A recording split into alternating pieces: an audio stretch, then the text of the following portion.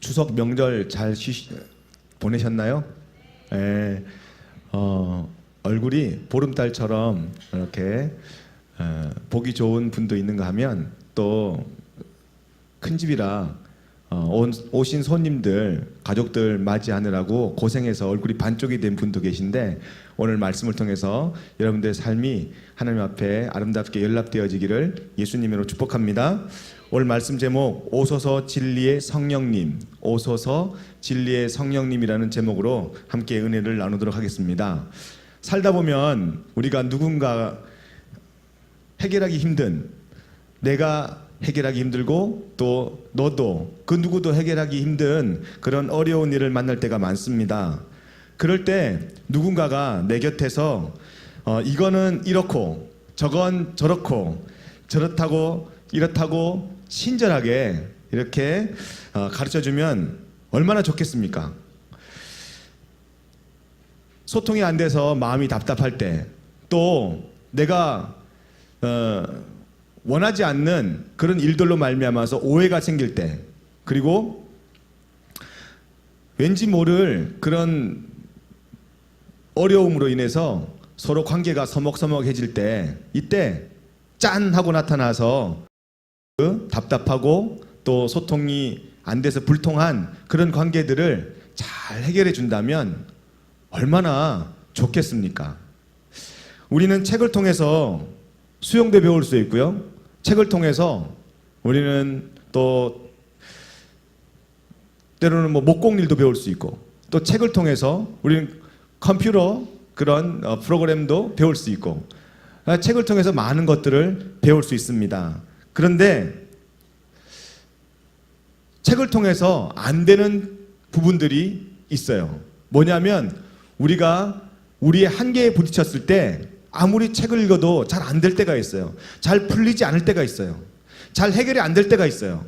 이게 스승이 필요한 그러한 때입니다.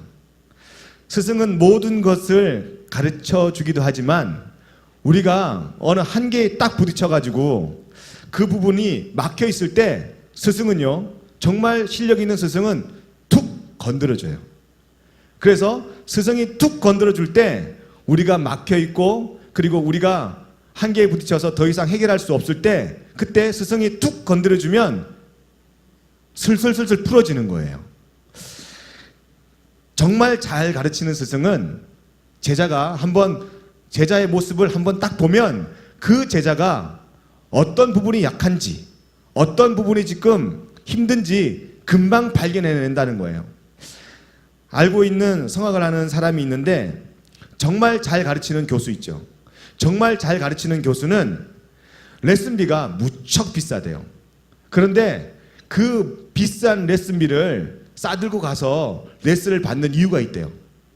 그 선생님에게 한번 레슨을 받으면 자기 실력이, 자기도 깨닫지 못했는데 자기가 잘하는 줄 알았는데 자기의 연약한 부분이 금방 그 선생님 앞에 서면 드러난다는 거예요. 그리고 그 선생님은 해결할 수 있는 방법을 알려준다는 거예요. 그래서 비싼 레슨비를 자기가 감내하고서도 그 선생님에게 레슨을 받는데요.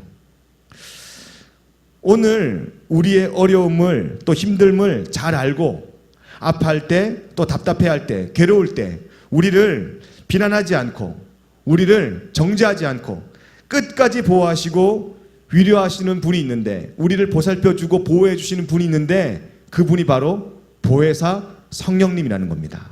여러분, 이 부분이 믿어지기를 예수님의 이름으로 축복합니다. 요한복음은 예수님의 사역을 보혜사라는 단어로 요약하고 있습니다. 오늘 본문에도 나오지만 보혜사라는 말로 지금 예수님께서 진리의 성령님을 표현하고 있어요. 그런데 보혜사 그러니까 어떤 사람이 그러는데 절 이름 아니에요? 그래요. 보혜사. 그러니까 실제로 내가 신방을 갔다가 오면서 큰 이정표를 봤는데 거기에 보현사라고 있더라고요. 보현사. 절간이에요. 사찰 이름인데 보현사. 여러분, 보혜사는 절간 이름이 아니라 성령님을 대변하는 말입니다. 보혜사는 한자어인데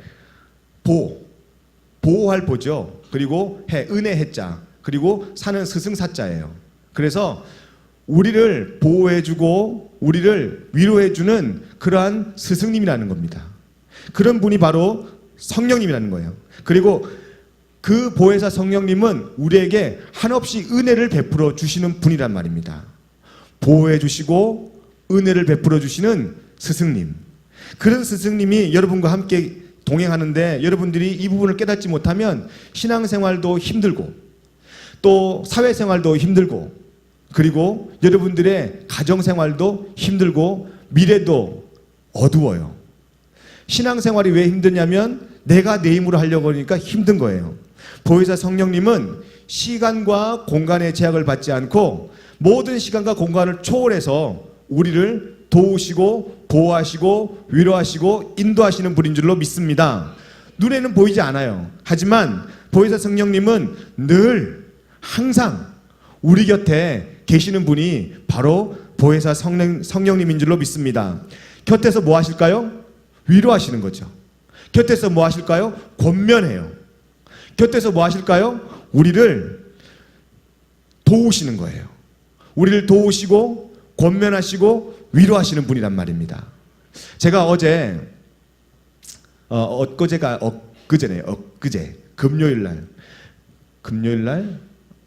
금요일날 우리 서울숲 갔고 목요일이네요. 목요일날 지방의 목사님들하고 같이 만나서 식사를 했는데 그 지방의 목사님 중에 한 분이 정말 힘든 분이 있어요. 그분은 밥을 한 번도 안 사요. 그리고 밥을 우리가 모여서 먹는다 그러면 어떻게 정보를 얻고 그 자리에 와요. 그리고요 우리가 차를 마시러 갔는데 그분이 몇 분하고 같이 차를 마시고 있더라고요. 그러면 그분 먹은 거는 그분이 계산을 해야 되잖아요. 그분 먹은 거 그분이 계산하지 않고 또 우리가 왔으니까 또 시키는 거예요. 아까 커피 마셨으니까 이제는 팥빙수 먹어야지. 팥빙수를 시켜요.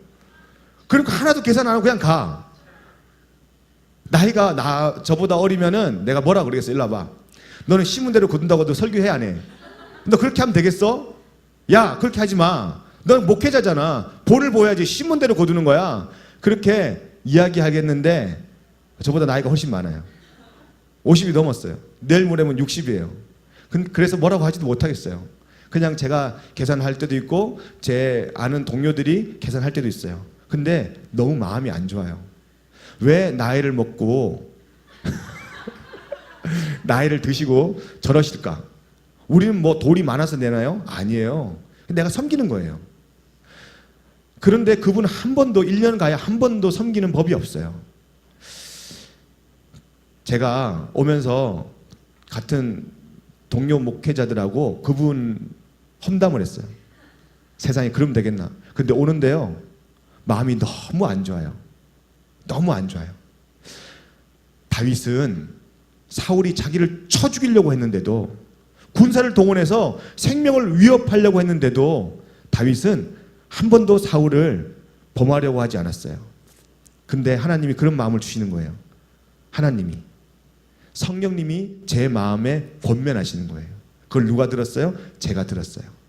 제가 오자마자 그 성령님의 권면을 듣자마자 계속 회개를 했어요. 회개를. 하나님 잘못했습니다. 제가 밥을 사는 한이 있어도 욕은 안 하겠습니다. 하지만 이제 할 수만 있으면은 그 자리를 피하겠습니다. 사고 싶지 않더라고요. 그런데 제가 이제 범죄 안 하기로 했어요. 제가 말로, 생각으로, 행동으로 범죄하면 나만 손해예요. 그래서 성령님이 그렇게 권면해 주실 때 제가 아멘하고 순종하고 이제 앞으로 그런 일을 만나거든 입으로 생각으로 범죄 안 하려고 결심했습니다. 누가 그렇게 저의 마음속에 감동을 줄까요? 성령님이에요. 성령님이 저의 길을 바르지 못한 길을 다시 바르게 걷게 하세요.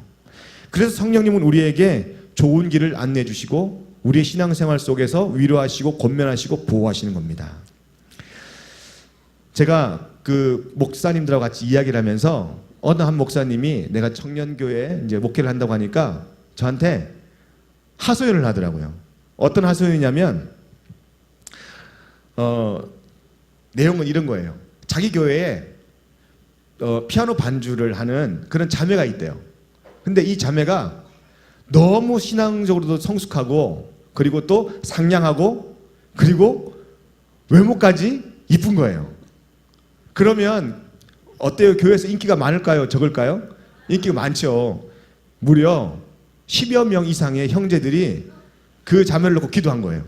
하나님, 나에게 기회를 주시옵소서. 하나님, 나에게 저 자매와 좋은 관계가 맺을 수 있도록 도와주시옵소서. 정말 누구 못지않게 10명 이상이 다 경쟁하듯이 신앙생활을 열심히 했대요. 뭐 전화만 하면 쏜살같이 달려와가지고서 교회 일을 자기 일처럼 했어요. 10여 명이. 그런데 혜성처럼 나타난 한 인물이 있었어요. 누구냐면 이 교회 담임 목사님 사촌 남동생이에요. 근데 사촌 남동생이 나타나서 직장 때문에 이 교회에 출석을 하게 됐다네요. 근데 갑자기 어느 날 이 자매랑 좋은 관계가 이루어진 거예요. 그러면서 4개월 만에 결혼하게 된 거예요. 4개월 만에. 근데 이 따라다니는 10여 명의 남자 청년들 3년 이상 다 열심히 한 사람들이에요. 그 중에는 청년 리더도 있었어요. 남자 청년이죠. 물론 리더도 있었어요. 근데 이 청년들이 오해를 했어요. 무슨 오해를 했냐면 이 목사님이 저한테 이제 하소연하는 게 뭐냐면 자기는 그 중간에 다리를 안 놔줬대요. 근데 10여 명의 남자 형제들이 오해를 하고 있는데 자기가 다리를 놔줘서 이렇게 된 거라는 거예요. 선의 경쟁을 해야 되는데 선의의 경쟁을 하지 않았다는 거죠. 그 다음이 더 내 마음을 안타깝게 했어요. 10여 명의 형제들이 한 명씩 두 명씩 떠나기 시작하는데 지금 다 나갔대요. 다 나가서 그 반주자하고 사촌 남동생 2명만 남았대요. 다 떠나가고 청년들이. 그 얘기를 들으면서요, 전 참 마음이 아련하다고 할까요? 슬퍼졌어요. 많은 크리스찬 청년들이 자기가 배우자가 없어서 연인이 없어서 슬퍼하고 있는 게 사실입니다. 그런데 행복해지기 위해서 연인이 생기기를 기도한다면 여러분 그 기도는 아마 여러분들에게 행복을 주는 것이 아니라 오히려 불행을 안겨줄 것입니다. 왜냐하면 연인이 없어서 슬퍼했다면 여러분 그런 사람은 연인이 생겨도 슬퍼할 사람입니다. 명심하십시오. 연인이 없어서 슬픈 사람은 연인이 생겨도 슬퍼할 사람이에요. 왜냐하면 좋은 배우자나 또 정말 여러분들이 호감이 가는 그런 연인이 여러분 가운데서 만남이 이루어졌다고 해서 우리를 궁극적으로 행복하게 하는 것은 아니기 때문입니다. 또 여러분 잘 알다시피 돈이나 성공이 우리를 궁극적으로 행복하게 한다는 사실을 여러분들이 이미 아니라고 깨닫고 알고 있을 것입니다. 우리를 행복하게 해줄 유일한 분은 예수님뿐인 줄로 믿습니다. 그런데 이런 신령한 지식, 이런 고상한 지식을 성도들이, 교우들이 모르고 있다는 사실이에요. 젊은이들이 모르고 있다는 사실이에요. 그래서 많은 청년들은 아직도 목말라 하고요. 그 목마름을 예수님 말고 다른 것으로 해결하려고 합니다. 그렇지만 성령님께서는 우리에게 이렇게 이야기합니다. 너에게 행복을 줄 수 있는 유일한 분은 예수님밖에 없어. 성령님은 오늘 이렇게 나와 여러분에게 권면하고 있는 줄로 믿습니다. 그래서 오늘 본문 26절 한번 볼까요? 오늘 본문 26절은 이렇게 말하고 있습니다. 내가 아버지께로부터 너희에게 보낼 보혜사 곧 아버지께로부터 나오시는 진리의 성령이 오실 때에 그가 나를 증언하실 것이요. 그렇습니다. 진리의 성령님이 우리 가운데 오시면 증언하는데 그 증언이 뭐냐면 예수님이 너의 유일한 행복이란 말이에요. 예수님만이 너의 길이란 말이에요. 예수님만이 너의 참 생명이 되시고 참 진리란 말이에요. 그걸 누가 가르쳐 주신다고요? 보혜사 성령님이 우리 마음 가운데 증언해 주신다는 거예요. 이런 신령한 지식들은 성령님께서 우리에게 알려주세요. 또한 우리는 성령님의 내주하심, 우리 마음에 들어오심을 뭐라고 하냐면 내주하심이라고 그래요. 우리 마음에 내주하심, 동행하심, 인도하심, 이러한 성령 충만함을 늘 유지해야 되는 그러한 이유가 여기에 있어요. 성령 충만함을 늘 유지하지 않으면 우리는 이런 고상한 지식, 신령한 지식을 외면해버리고 맙니다. 우리 마음에 성령 하나님이 임하신 것은 말할 수 없는 이 세상에서 가장 우리가 인간이 받을 수 있는 큰 복 중에 복이에요. 정말 큰 복이에요. 가장 큰 복은요, 성령님이 우리와 함께 하신다는 거예요. 이게 가장 큰 복입니다. 여러분에게 한번 묻습니다. 여러분이 생각하는 가장 큰 복은 뭘까요? 목사님, 연인이죠, 연인. 예, 여러분 그런 사람 정신 못 차리도록 겨드랑이를 간지러 버려요. 막 정말 이렇게 간절히 여러분들에게 이야기하고 있는데, 신령한 지식과 고상한 지식들을 이야기하고 있는데 아직까지도 정말 큰 축복이 뭔지 모른다면 정말 여러분 그분은 참 소중한 분이에요. 하나님이 우리에게 주신 복 중에 가장 큰 복은 성령님이 우리 마음에 내주하시는 거예요. 정말 큰 복이에요. 성령은 모든 아픔과 어려움과 그리고 실패와 좌절과 그리고 모든 사망의 음침한 일들이 왜 일어나냐면 죄 때문이라고 이야기하고 있습니다. 로마서 6장 23절이에요. 한번 읽어볼까요? 죄의 싹은 사망이라고 하는데 같이 읽어보겠습니다. 시작. 죄의 싹은 사망이요 하나님의 은사는 그리스도 예수 우리 주 안에 있는 영생이니라. 할렐루야. 그렇습니다. 죄의 싹은 사망이에요. 사망의 모든 되어지는 일들은 어떤 원인으로 말미암냐면요, 바로 죄로 말미암은 거예요. 근데 성경은 그 죄의 원인과 뿌리를 뭐에 두고 있냐면요, 욕심에 두고 있습니다. 욕심 때문에 죄가 생긴다는 거예요.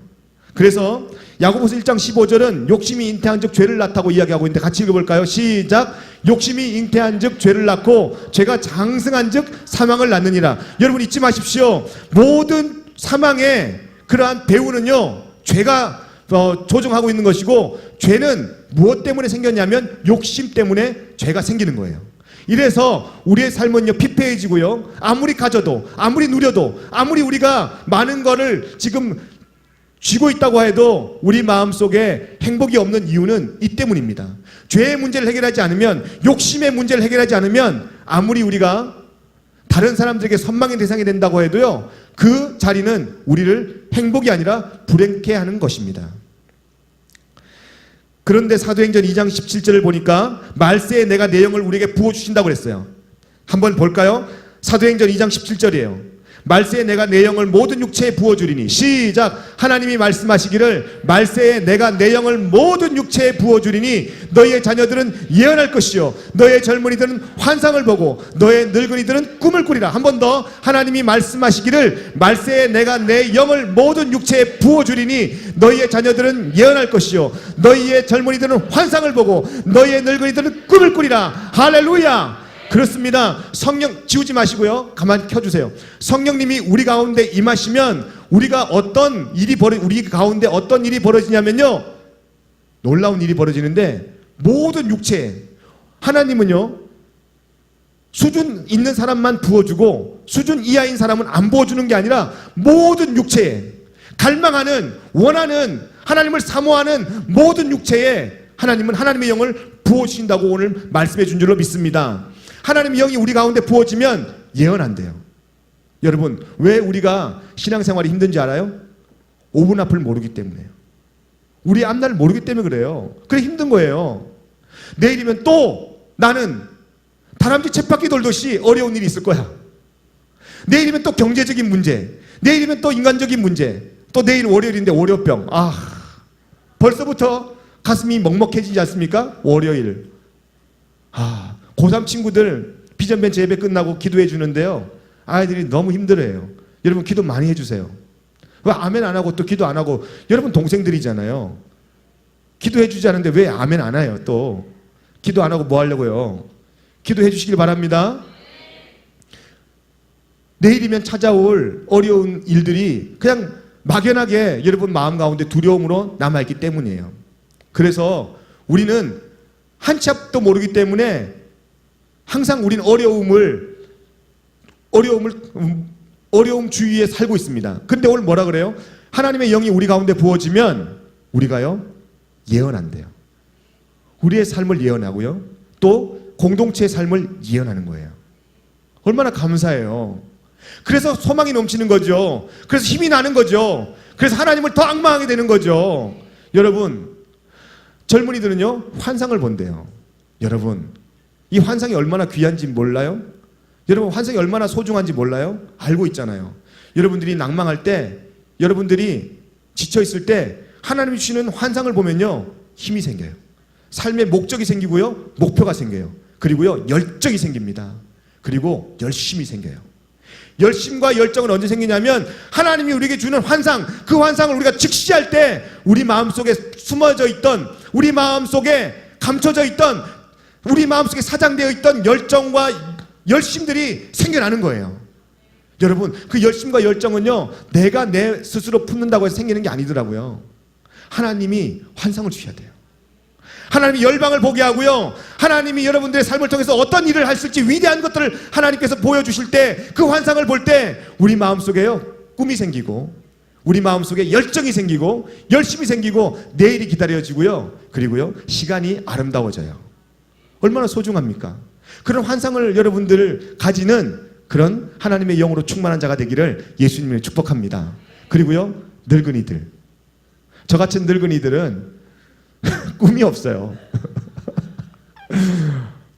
얼마나 늙었는지, 제가 어제 한 3시간 정도 잤는데 여지껏 그런 적이 없었는데 지금 목이 안 돌아가요. 한 번도 그런 적이 없었어요. 늙은 개지. 늙은 개야. 이 혈액순환이 안 되나 봐요. 자고 일어났더니 목이 안 돌아가서 지금도 지금 여러분들 몇 분이 그러더라고요. 아, 목사님 목이 좀 어색해 보여. 어색하지 당연히. 지금 목이 안 들어간다니까. 그래서 여러분들 보기도 좀 힘든데 하나님이 힘주셔서 지금 여기 서 있는 줄로 믿습니다. 오늘 새벽에 4시에 일어나는데 침대 붙잡고 한 30분을 식은땀을 쫙 흘렸어요. 못 일어나겠더라고요.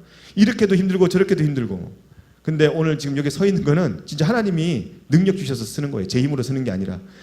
내일 빨리 병원 가려고 그래요. 병원의 힘을 또 빌려서 완쾌돼야죠. 믿음이 약한 자라. 할렐루야. 하나님이 의술을 통하여서 완쾌할 줄로 믿습니다. 여러분, 오늘 저는 이 예언과 환상과 꿈이 하나님의 영으로 충만한 나와 여러분에게 부어져서 우리가 앞으로 살아갈 일, 되어질 일들을 바라보며 살아가는 나와 여러분 되기를 예수님으로 축복합니다. 늙어도 꿈을 꾼다는 것은 얼마나 좋은지 몰라요. 또 젊은이들이 환상을 본다는 것은 얼마나 소중한 건지 모릅니다. 그런데 이 말을 곰곰이 생각해 보면 일종의 욕심 아닐까? 봐봐요. 예언, 그리고 환상, 꿈, 다 우리가 기도할 때 되새기는 것들이잖아요. 하나님, 나를 통해서 정말 부호가 되게 해주시옵소서. 하나님, 내가 선한 영향을 끼치게 해주시옵소서. 그리고 또 좋은 배우자 만나게 해주시옵소서. 다 보면 욕심과 연결된 것 같지 않습니까? 부자 되기 원합니다. 또 내가 이 땅에서 정말 선한 영향을 끼치는 그런 존재가 되기 원합니다. 욕심과 꿈과 모양이 비슷합니다. 저도 동일하게 생각해요. 꿈과 욕심 꽤 비슷한데 꽤 비슷합니다. 그런데 꿈과 욕심이 닮았는데 닮아도 어떻게 얼마큼 닮았다? 너무 닮았어요. 너무 닮았어요. 그런데 중요한 건요, 속이 다릅니다. 속이 달라요. 곁은 너무 비슷하고요, 너무 닮고 너무 똑같아 보이는데 속이 달라요. 제가 저번 주에 세상을 정의 내릴 때 세상은 무엇을 세상이라 그런다고 했어요? 하나님이 없는 시간과 공간을 모두 통칭해서 그곳을 세상이라 그런다고 그랬어요. 그런 세상 속에서 우리는 소망이 없어요. 우리도 지금 예배 드리지만 우리 마음 가운데, 우리 예배 가운데 하나님이 빠져있다. 세상과 진배 없다고 이야기했습니다. 꿈과 환상도 마찬가지예요. 욕심이 꿈과 환상과 비슷해 보이지만 속엔요 완전히 다릅니다. 무엇이 다를까요? 그렇죠. 하나님의 영이 있느냐 없느냐가 다른 거예요. 하나님의 영이 있으면 꿈이요, 환상이요, 예언인 것입니다. 그런데요, 하나님의 꿈이, 하나님의 영이 빠져나가면 그 꿈이라고 생각하는 것들이 다 욕심이고요, 몽상이고요, 그리고 여러분들의 야망인 것이에요. 여러분 도전합니다. 꿈과 환상은 욕심 같아 보이지만 하나님의 영으로 말미암아서 생명과 축복이 되는 것이 하나님의 영으로 말미암은 꿈과 환상인 줄로 믿습니다. 그런데 욕심도 얼핏 보면 꿈과 환상 같아 보이지만 그 속에는 욕심 때문에 나도 죽고 너도 죽고, 그리고 우리 삶을 저주스럽게 하는 것이 바로 욕심인 것이에요. 여러분 한번 점검해 보세요. 하나님의 영이 있는지, 하나님의 영이 지금 머물러 있는지, 하나님의 영으로 가득 차 있는지 여러분들이 한번 오늘 시간 점검하시기를 예수님으로 축복합니다. 하나님의 영으로 거듭난 사람은요, 욕심도 꿈이 되는 거예요. 그래서 성령 받아야 되는 거예요. 성령 받으면 내 마음속에 있던 욕심도요, 하나님의 영으로 말미암아서 꿈이 되는 것이고요, 거룩한 예언이 되는 것이고요, 거룩한 환상이 되는 것입니다. 여러분 오늘 이 시간에 하나님의 영으로 가득 차기를 예수님으로 축복합니다. 보통 사람들은 되게 꿈이라고 이야기하지만 그게 대부분요 욕심인 것이에요. 그래서 욕심을 버리는 사람들이 있습니다. 근데 저는요 위험한 일들을 발견합니다. 욕심을 버리다가 뭐까지 버려요? 하나님이 주신 꿈과 환상도 다 버려버린 거예요. 그래서 저는 참 두렵습니다. 하나님 욕심을 버리면서 꿈과 환상까지 버리는 어리석은 자가 되지 않게 하여 주시옵소서. 저는 참 두려워요. 저는 이 경계선, 정말 자로도 우르도 치우치지 않는 좌우의 어떤 낯선 검보다 예리한 이 칼날 위에 자로도 우르도 치우치지 않기 위해서 하나님의 영으로 날마다 충만해져야 된다는 것을 저는 깨닫습니다. 왜냐하면 하나님의 영은 순식간에 사라져버릴 수도 있고요, 순식간에 사라져버린 하나님의 영은 우리를 욕심과 야망과 그리고 우리를 허황된 것으로 몰아가기 때문입니다. 엊그제 금요일 날 리더들이 전화가 왔어요. 우리 인사하러 온다고. 그런 거는 참 안 시켜도 잘하는 것 같아요. 감사해요. 이렇게 인사하러 와서. 그래서 인사하러 왔길래 제가 또 좋은 선물도 줘야 되잖아요. 그래서 무슨 선물을 줄까 아내랑 고민하다가 목요일 날 서울숲을 갔었는데 오후에 너무 좋은 거예요. 그래서 서울숲을 선물로 주자. 물론 내가 만든 건 아니지만 뭐 하나님이 주신 거니까, 그죠? 내가 서울숲을 선물로 줘야지. 그래서 우리 리더들 온다길래 그렇지, 아내랑이 아니라 아내만 김밥을 쌌죠. 나는 그냥 장만 봐주고 김밥도 싸고, 그리고 또 유부초밥도 싸고, 그리고 과일도 넣고 막 바리바리 했어요. 바리바리 싸가지고 명곤이가 들고 갔어요. 가가지고서 서울숲 가서 점심을 같이 맛있게 먹고 다과도 나눴는데, 근데 그때 지현이가 그런 이야기를 하더라고요. 목사님, 시간이 빨리 가요. 빨리 가도 너무 빨리 가요. 근데 시간 빨리 가는 게 이제는 참 마음이 좋지 않아요. 그 얘기를 듣는데 계속 기도가 되더라고요. 성령님은 항상 어떤 소리를 들을 때요, 계속 되새기게 하는 그러한 역할을 하기도 합니다. 계속 기도가 되더라고요. 그래서요, 제가 집에 와서도 계속 기도했어요. 하나님, 이렇게 우리의 시간이 빨리 가는데, 살같이 이렇게 빨리 지나가는데 어떻게 우리의 시간을 가장 아름답게 보낼 수 있습니까? 고민하면서 하나님 주신 감동이 있어요. 타이틀은 내 생애 가장 아름다운 90일.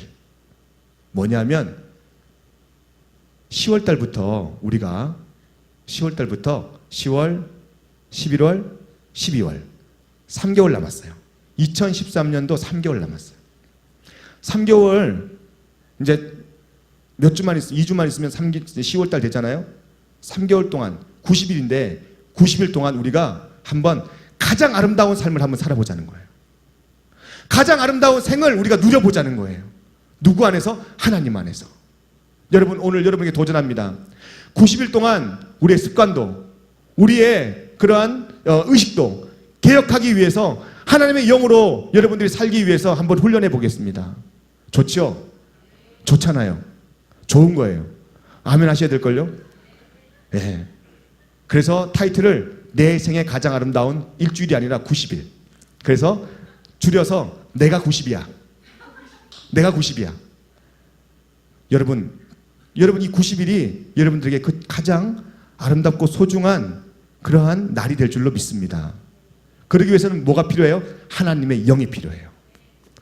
하나님의 영으로 우리가 살아야지만 이 90일이 우리 생애에 있어서 가장 아름다운 90일이 되는 거예요. 묻어뒀던 영성일기 다 꺼내세요. 90일 동안 이제 직접 훈련할 거예요. 영성일기, 성경일독, 그리고요 우리 부진자들, 오늘 목자들이 여러분들 목원들 리스트 다 썼어요. 정말 아름답게 멋있게 만들었어요. 오늘 그거 다 제가 거둘 거예요. 그래서 정말 이쁘게 잘 만든 그런 목자에게는 제가 상을 줄 거예요. 개인적으로 상을 줄 거예요. 좋은 상을 줄 거예요. 여러분들에게 다 나눠줄 겁니다. 여러분 목원들에게 다 나눠줄 거예요. 왜요? 그렇죠. 하나님의 영이 임하면요, 여러분 목장 안에서도 꿈을 꾸게 되고요, 여러분 목장 안에서도 환상을 보고요, 여러분 목장 안에서도 예언을 하게 됩니다. 그 이름 보면서도 예언이 돼요. 하나님, 이 형제, 이 자매, 이 형제, 이 자매를 통하여서 하나님이 하실 놀라운 일을 기대합니다. 하나님, 지금은 부진자지만 하나님 이 시간에 그 영으로 하나님께서 직접 만져주셔서 그 영에 직접 하나님 신방하여 주셔서 하나님이 케어하시고 만져주시고 그 영을 위로하여 주시고 다시 한번 하나님 믿음의 반석 위에 세워주시옵소서, 살려주시옵소서, 기도가 되는 거예요. 예언이 되는 거예요. 그런 일을 우리가 90일 동안 해보려고 합니다. 그리고요, 마지막으로 여러분들이 90일 동안 한 사람에 한 명씩은 꼭 전도하세요. 아이, 목사님 또 목사님 야망으로. 내가 그거 놓고 기도 많이 했다니까. 내가 정말 욕심인가? 기도 많이 했어요. 정말 조심스러운데요, 제가 아까 얘기했잖아요. 욕심과 환상과 꿈은 종이 한 장 차이예요. 하나님의 영이 바로 빠져버리면요, 욕심이 돼버리는 거예요.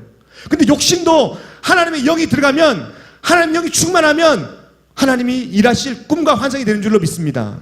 우리는요, 이 칼날 위에 서 있어요. 이 칼날 위에서 좌로도 치우치지 말아야 되고요, 우로도 치우치지 말아야 돼요. 그러기 위해서 하나님 앞에 날마다 기도하고 겸손하게 엎드려야 됩니다. 그렇게 90일 동안 살아보자는 거예요. 여러분, 놀라운 일이 일어날 줄로 믿습니다. 정말이에요. 나에게 놀라운 일이 일어날 줄로 믿습니다. 여러분, 한번 여러분 스스로만 고백해 보세요. 나에게 놀라운 일이 일어날 줄로 믿습니다. 시작. 한 번 더. 더 큰 믿음으로 시작. 할렐루야. 그렇습니다. 그런 놀라운 일이 누구에게 일어났습니까? 오순절 마가다락방에 그 놀라운 일이 난 거예요. 그래서 누구도 자기 것을 자기 것이라고 하는 사람이 없었어요. 다 서로 물건을 통용했습니다. 하나님의 영이 임하니까 서로가 서로를 사랑하게 된 거예요. 하늘의 복이 뭔지 깨닫게 된 거예요. 여러분, 그들이 어디서 예배 드렸어요? 카타콤이에요. 카타콤이 뭐예요? 공동묘지예요. 지하에 파놓은 공동묘지. 그 공동묘지에서 예배를 드렸어요. 그러면서 그들이 뭐라고 이야기해요? 뭐라고 또 그렇게 하나님께 예배 드려요? 이곳이 천국입니다. 그래요. 그들의 마음은 비유적으로 천국이라고 한 것이 아니라 정말 천국이었어요.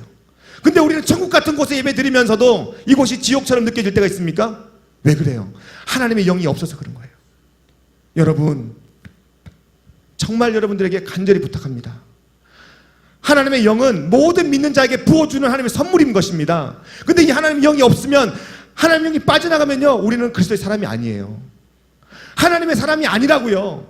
여러분, 오늘 여러분들이 하나님의 사람으로 날마다 거듭나시기를, 날마다 하나님의 사람으로 충만하시기를 예수님의 이름으로 축복합니다. 그렇게 될 때 하나님의 영이 우리의 마음에 부어지면 어떤 일이 일어나는지 아십니까? 사람이 변해요. 왜 아멘 안 하실까? 정말 변하는데 사람이 변하게 돼 있습니다.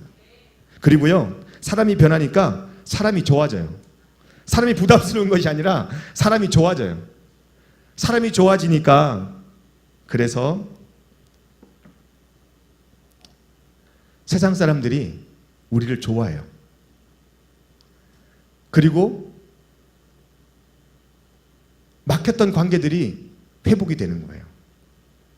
어떨 때 그런 일이 일어난다고 그랬어요? 하나님의 영이 부어질 때. 하나님의 영이 부어지면 사람이 변해요. 사람이 변하면 사람이 사람을 좋아하게 됩니다. 그 사람이 어떻든 사람이 사람을 좋아하게 돼요. 그리고 그 사람으로 인하여서 모인 좋은 사람들끼리 모여 있으면 세상이 변하는 거예요. 여러분, 오늘 세상에 좋은 사람들과 함께 있는 것처럼 즐거운 일이 없는데 우리 공동체가 그런 즐거운 공동체가 되기를, 행복한 공동체가 되기를 예수님의 이름으로 축복합니다. 어떨 때 그럴까요? 사도행전 교회처럼 하나님의 영이 부어지면 힘쓰게 되고요. 그리고 서로 예배하게 되고요. 떡 떼는 것이 즐거워요. 근데 우리가 모일 때 일주일에 한 번 모이는 것도, 목장 모임도 힘들어요. 하나님의 영이 없어서 그런 거예요. 여러분, 그 영혼들을 위해서 우리가 중보해야 됩니다. 하나님의 영이 부어져야 목장 모임도 즐거워져요. 사람이 좋아야 목장 모임이 즐거운 거죠. 정말이에요. 하나님의 영이 여러분 가운데 충만히 부어져서 여러분들의 모임이 정말 천국 모임이 되기를 예수님의 이름으로 축복합니다. 초대교회 때 예수 믿는 사람들끼리 함께 모여 산다는 것이 얼마나 어려운 것입니까? 그러나 세상에서의 모든 삶을 포기해야만 가능한 일인 이 일이 그들에게 하나님의 영이 부어지자마자 그들에게 일어났습니다. 사람이 바뀌니 세상이 바뀌었어요. 초기 기독교인들로 인하여서요, 그들이 가는 곳마다 세상이 바뀝니다. 복음이 전파돼요. 증인 노릇하는 거죠. 그래서 오늘 27절 말씀이 이렇게 이야기하고 있습니다. 27절 말씀 같이 읽어볼까요? 오늘 말씀 27절이에요. 시작. 너희도 처음부터 나와 함께 있었으므로 증언하느니라. 그래요. 예수님을 믿고 하나님의 영이 부어지면 어디 가든지 증인된 삶을 사는 겁니다. 그래서 성령으로 거듭나지 못했을 때와 성령으로 거듭난 삶은 완전히 달라집니다. 여러분들의 삶이 달라지기를 예수님의 이름으로 축복합니다. 그럼 무엇이 달라져야 되겠습니까? 무엇이 달라져야 되겠어요? 생각이 달라져야 되겠죠. 가치관이 달라져야 되겠죠. 그리고 의식이 달라져야 되겠죠. 여러분, 습관이 달라져야 되겠죠. 그리고 취향이 달라져야 되겠죠. 시간과 물질에 대해서도 달라져야 됩니다. 여러분, 이렇게 달라지기를 하나님의 영으로 말미암아 달라지기를 예수님의 이름으로 축복합니다. 성령으로 거듭나지 못했을 때 12제자들은요 열심히 있었어요. 열정이 있었어요. 그런데 그들은 다 자기의 야망 때문에 이스라엘 회복이 언제 옵니까? 언제 이스라엘 회복이 옵니까? 이스라엘이 회복될 때, 이스라엘 나라가 회복될 때 내가 어떤 자리에 차지할 겁니까? 여기에 자기들은 매진했었습니다. 거기에 관심이 있었어요. 근데 성령 받고 난 다음에 어땠습니까? 하나님 나라. 오직 하나님 나라예요. 하나님 나라. 여러분, 하나님의 영으로 살아가는 사람은요 늘 생각하는 것을 하나님 나라예요. 왜냐하면 우리의 국적이니까. 우리 저번 주에 말씀드렸잖아요. 우리의 국적은 하나님 나라, 천국이 우리의 국적이라고요. 그래서 이 땅에 살면서 우리는 외인처럼, 나그네처럼, 외국인처럼 그렇게 취급받을 수 있습니다. 그런데 하나님의 영이 임하면 그래도 기쁜 거예요. 그리 하실지라도, 또 그리 아니하실지라도 하나님의 영이 우리 가운데 머물면 기쁜 거예요. 여러분, 하나님의 영이 여러분 가운데 충만하시기를 예수님으로 축복합니다. 성령님께서 우리 마음에 임하시면 너무나 놀라운 변화들이 생깁니다. 첫 번째로 하나님의 존재하심과 하나님의 살아계심이 느껴져요. 성령님이 임하시면 그때서야 하나님이 살아계심이, 하나님이 존재하신다는 것이 깨달아지기 시작하는 거예요. 성령이 임하시면. 그리고요 무엇보다 나와 함께 하심이 느껴져요. 너무 감사하잖아요. 오늘 새벽에 목이 아픈데도요 계속 기도가 되더라고요. 방언으로 기도가 되고. 왜? 짜증이 나야 되잖아요. 힘들어야 되잖아요. 오늘 주일인데 날 왜 이렇게 만드셨습니까 하나님? 그러면서 계속 화가 나야 되잖아요. 기뻐요. 눈물이 나요. 내 가슴 속에 묻혀뒀던 그런 죄악성들이 막 생각나니까 눈물이 나요. 회개가 나와요. 기도가 나와요. 그런 거예요. 성령님이 임하면 우리가 어떤 일을 당할 때 애매하게 고난을 받아도요 우리 안에서 그게 성령님이 인도하시는 대로 우리가 깨닫게 돼요.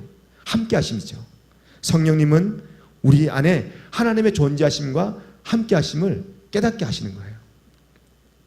예수님의 십자가의 은혜에 대해서 확신이 생깁니다. 하나님의 성령이 임하면 십자가의 사랑이 얼마나 귀하고 큰지 그때서야 깨닫게 되는 거예요.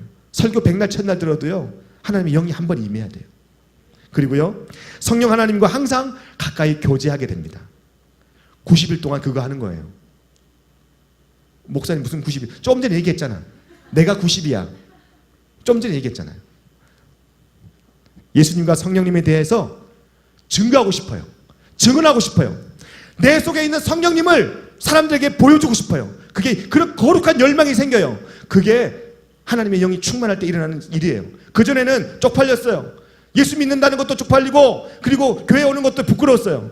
성경책도 안 갖고 다니고 어플 깔아가서 싹 갖고 다니면서 그랬는데 이제는요 전도지 갖고 다녀요. 전도지. 전도지 갖고 다니면서 목사님 전도지 없어요. 우리 샬롬교회는 왜 전도를 안 하는 거예요? 제발 전도지 좀 만들어주세요. 그러면서 막 눈에 불을 켜면서 침을 튀기면서 저한테 욕을 해요. 놀라운 일이 생긴다니까요. 근데 아직까지 우리 샬롬교회에 한 명도 그런 형제들이 자매들이 없었어요. 올부터 그런 형제 자매들이 나타날 줄로 믿습니다. 다섯 번째, 자신의 삶의 의미와 목적이 분명해집니다. 하나님의 영이 임하시면 자신의 삶이 무엇을 추구해야 될지 분명해지는 것입니다. 그래서 염려, 두려움, 갈등, 그리고요 불평, 원망, 시기, 질투가 그때부터 끝나는 거예요. 하나님의 영이 임하시면 이런 부정적인 것들이 끝나버립니다. 그리고요 이제 내가 해야 할 일에 대해서 명확하게 결단하고 나가게 됩니다.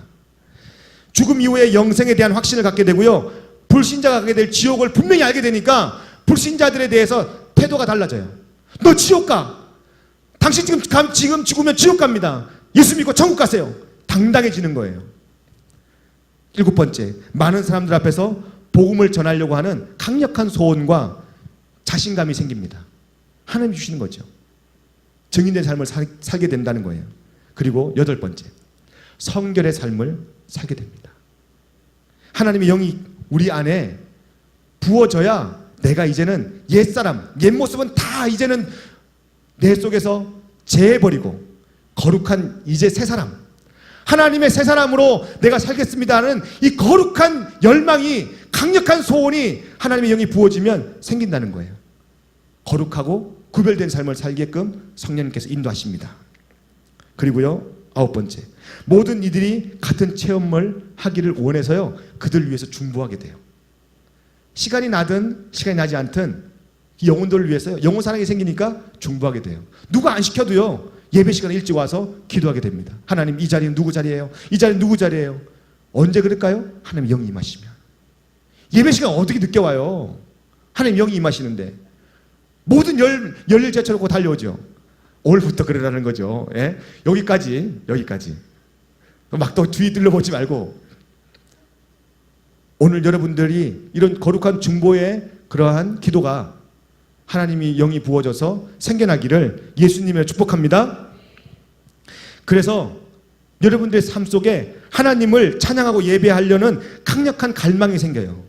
여러분 삶의 자리에서, 여러분들이 어디에 있든, 여러분들이 무엇을 하든 하나님께 예배드리고자 하는 강한 갈망이 생긴다니까요.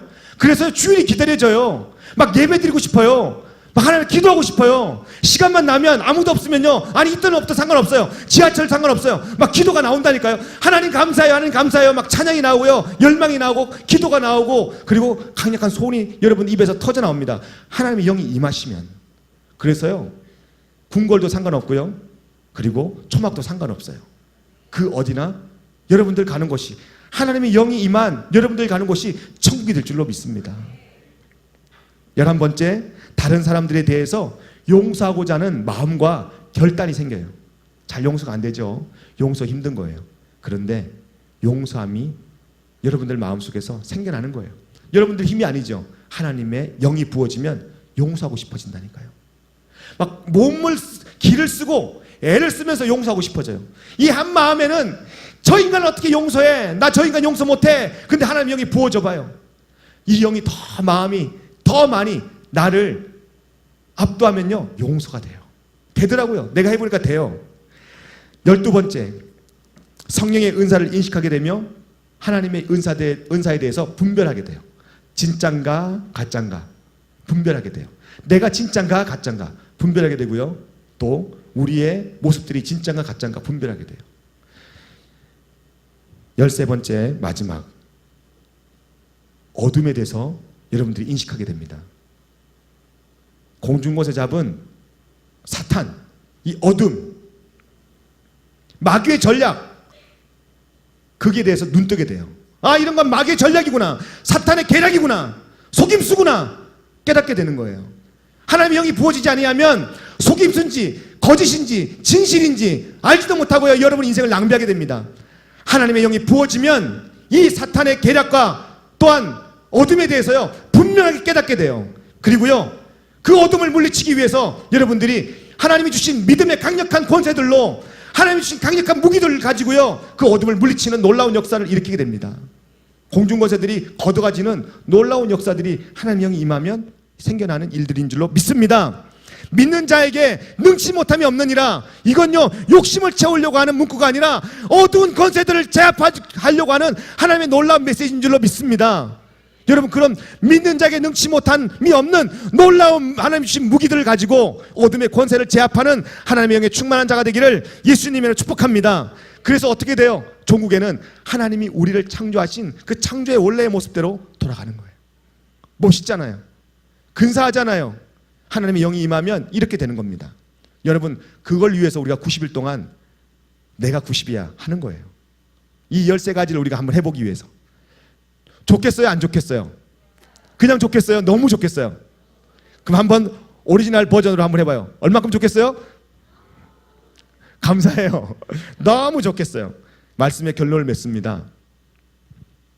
여러분, 하나님의 영이 우리 가운데 부어져야 우리가 온전한 크리스찬 생활을 할 수 있고요. 그리고 꿈과 환상과 하나님이 주신 미래를 예언하면서 복되게 살 수 있다고 했어요. 그런 삶이 저는 참 욕심납니다. 근데 중요한 것은 내가 이 세상에 시퍼런 칼날 위해서요 좌로나 우로나 치우치지 않아야 돼요. 때로는 하나님의 영이 우리 가운데서 소멸될 때요, 그걸 여러분들이 굉장히 두려워해야 됩니다. 왜냐하면 우리는 곧 이내 좌로도 우로도 치우치고 마는 그러한 목적 없는 인생이 돼버리고 말기 때문입니다. 그래서 저는 저번 주에 말씀드린 에스겔서 47장 1절에서 12절 말씀을 여러분들이 꼭 기억하시길 바랍니다. 정말 중요한 말씀이에요. 여러분, 저번 주에 말씀드릴 때는 나에게 향한 하나님의 놀라운 생수의 강에 대해서 이야기 드렸어요. 봐봐요. 발목에 차던 하나님의 은혜, 생수의 강, 또 무릎에 차던 하나님의 생수의 강, 그리고 이제 창이란 바다를 이루어서 그 강이 가는 곳마다 죽은 바다, 사해도 살아나고요, 그리고 옆에 있는 나무들도 다 살아나고요, 물속의 물고기들도 다 생명력을 가지고 살아난다 그랬습니다. 근데 여러분 한번 보세요. 성령은 흘러가는 거예요.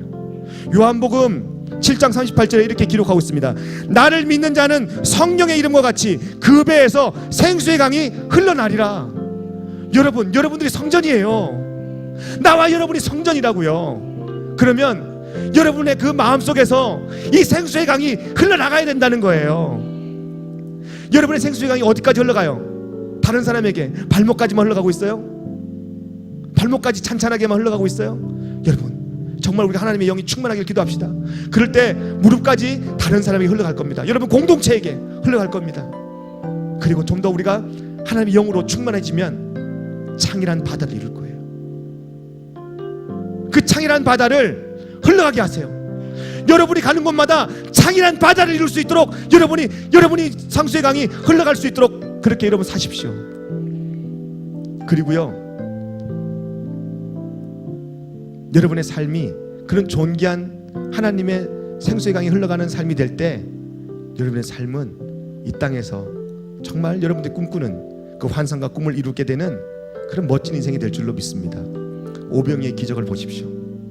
오병이어의 기적이 5,000명, 아니 그 수많은 대군 중 2만 명, 3만 명을 다 먹이고도 12강주가 남은 이유는요, 계속 흘러가게 한 거예요. 흘러가게 멈추지 말고요, 흘러가게. 하나님 여기까지입니까? 하나님의 역사심이 발목 100명까지입니까? 하나님 역사심이 1,000명까지입니까? 하나님 역사심이 3,000명까지입니까? 그럼 나머지 사람들은 못 먹었을 거예요. 그러나 하나님의 이 생수의 강이 흘러가듯이 계속 흘러가겠습니다. 그때 5,000명을 먹이고도 12강주가 남는 놀라운 역사가 일어난 겁니다. 여러분, 오늘 여러분들이 여러분 삶 속에 여러분 삶이 성전이라 그랬어요.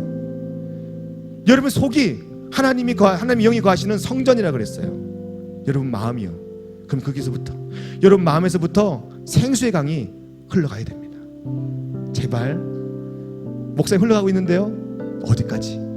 발목만요. 에이, 주변에 있는 사람 교회만 끌고 나오는 그런 수준? 아니요. 기도하게 하고, 그리고 그 영혼마저도 하나님의 놀라운 생명력으로 예언을 하고 환상을 보고 꿈을 꾸는 이 놀라운 그런 삶을 그들도 살게끔 여러분들의 생수의 강이 흘러갈 수 있도록 그렇게 사시기를 예수님을 축복합니다. 그게 바로 내가 90이야. 내가 90이야. 내 속에 하나님의 생수의 강이, 발목에 차든 하나님의 생수의 강이 무릎에 차게 하고, 무릎에 차든 하나님의 생수의 강이 창이란 바다를 이룰 수 있도록 하나님 흘려보내겠습니다. 흘려보내겠습니다. 나와 여러분의 삶이 되기를 예수님을 축복합니다. 흘수록 하나님의 생수의 강은 더 크고 더 창이란 바다를 이루게 될 줄로 믿습니다. 우리 이 말씀 생각하시면서 같이 찬양하기 원합니다. 오소서 진리의 성령님, 이 땅 가르고 하나님 오시옵소서. 같이 함께 우리 가사를 생각하시면서 또 말씀 생각하시면서 같이 기도하겠습니다. 찬양하겠습니다. 오셔서 진리의 성령님, 이 땅 흔들며 임하소서. 거짓과 탐욕과 죄악에 무너진 우리의 가슴 속에 임하시옵소서. 우리를 정케 하여 주시옵소서. 거룩한 불꽃으로 하늘로서 임하시옵소서. 내 영을 불사르게 하여 주시옵소서. 같이 함께 찬양하며 신앙으로 고백합니다.